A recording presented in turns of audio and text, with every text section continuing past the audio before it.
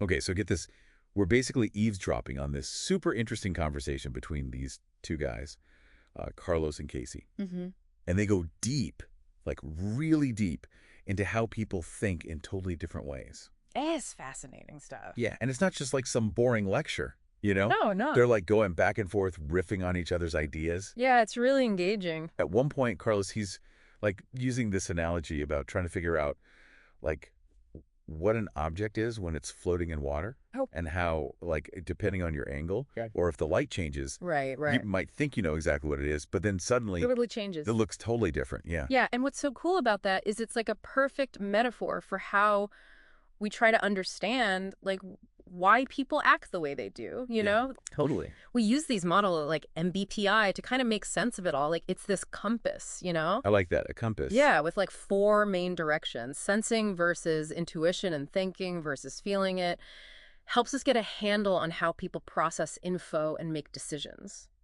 So, like, some people are navigating with a detailed map and others are just kind of using their gut. Exactly. Like someone who leans towards sensing, they trust hard facts, details, what they can see and touch, you know, they're The grounded. realists. Yeah, Yeah. exactly. Practical. Then you've got your intuitive types. They're all about pattern, hunches, possibilities, always thinking bigger picture. Makes sense. I know people who, like, live and breathe data, got to have proof that others, it's all about the vibe, you know? Mm. What feels right. Totally. Now, when it comes to making choices, that's where thinking versus feeling comes in. Hit me with that. Your thinkers, they're all logic all the time, weighing pros and cons, gotta be objective, Like fair. Spock from Star Trek, probably. Exactly. But then you have your feelers. More heart-centered. Totally. They're thinking about values, how this impacts other people, trying to keep things harmonious. So, like, a feeler might be like, wait, but how will this make everyone feel? And a thinker's like, but does it work? Is it the most efficient solution? Oh. Even if it ruffles some feathers. Spot on. And you can see how in a workplace, those two approaches, they might clash. Big time. Yeah. But wait, what about those of us listening who are like, hold on, I'm a little bit of both? Totally. And that's super normal. Right. We're not saying these are like rigid boxes, right? Exactly. Remember that object in the water? We got to keep shifting our view with MBTI too. There's more nuance than that. Way more of these categories. They're helpful for spotting big patterns, but inside each one, there's a whole spectrum. I like that. Yeah. So how do we actually use this sensing versus intuition, thinking versus feeling stuff? Give us the practical application here, especially when it comes to like dealing with other humans. Oh, say you're on a project, right? And the person you're working with, they're driving you nuts. Ben, You're detail obsessed, planning every little thing, and you're like, big picture, people, big picture. Laura, I can see that going wrong so fast. Yeah. So how does understanding MBTI help avoid those train wrecks? Right. Yeah. Because like knowing that instead of just being like, whew, why are you so obsessed with the details? Exactly. You can be like, okay, I get it. You're all about that step by step. How about this? I share the vision, the big, crazy idea, and then you swoop in with the master plan. All right. Love it. Teamwork makes the dream work. Right. And this is where it gets even cooler. Carlos, he brings up something that kind of explodes MBTI a little bit. Oh, yeah. This is where I was like, wait, what? Huh. In their conversation, he goes into this whole other model, right? Something about empathy versus fluency. You got it. And get the, it ties right back to like AI. Oh, really? Yeah, it's not just about how we think, but like what even IS intelligence, you know? Okay, now you've got me hooked. Break down this empathy versus fluency thing. What's the deal? So picture a line, right? Mhm. One side, you have your fluent thinkers. These are your logic machines. Super organized, break everything down into steps. Boom, boom, boom. Sounds like a lot of people I know in tech, actually. Right. Efficient, processing information, spotting patterns, kind of how we picture AI working a lot of the time. I see it. And we often think like faster processing, more power equals smarter. Hmm. But what about the other end? What makes an empathetic thinker? Okay, so they're less about the nuts and bolts, more about the feeling in the room, you know? They just get people, different perspectives, little cues you wouldn't even notice. So big picture, but on a whole other level, not just the ideas. Totally. And this is where Carlos and Casey, they drop this bomb about theory of mind, you know, being able to tell what someone else is thinking, Not feeling. stepping into their shoes, right? Yep, and we think of that as like peak intelligence, yeah. Makes sense to me.